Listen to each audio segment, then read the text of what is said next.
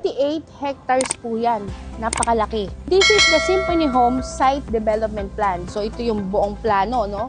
Dito yung pa-north, pa-south, pa-west, tapos ito po yung pa-east. So, ito yung single attached, yung kulay yellow. Yan yung hiwalay. Medyo yellow siya na iba. Kasi konti lang yun eh. Yan. Tapos may blue, townhouse and unit. Tapos yung yellow, townhouse inner unit. Ito.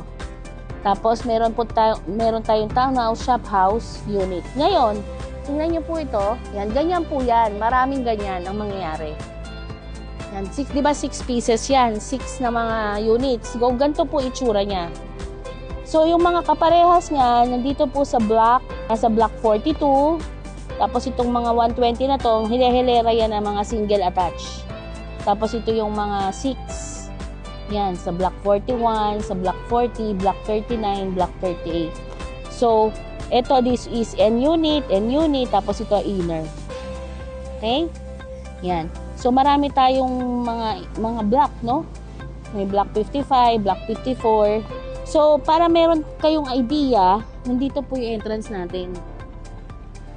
Yan. Okay?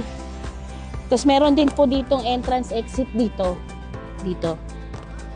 Yan. So, para you have idea kung saan nyo gustong pumwesto.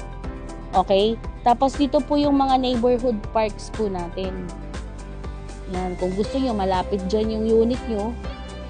Bukod sa kalsada, meron pang kayong view ng paglabas nyo, may neighborhood parks. Yan. Diba, ang dami. Yan. Relaxing. Yan. Tapos ito. Okay? Yan. Alright. So, ito po yung kabuuan ng site development plan. Message nyo lang po ako para mabigyan ko po kayo ng copy para ma-save nyo sa cellphone nyo. Okay? Para mas mapag-aralan nyo kung saan nyo gustong pumwesto. Kung gusto nyo malapit sa amenities, gusto nyo malapit sa entrance exit, pero may entrance exit din naman dito.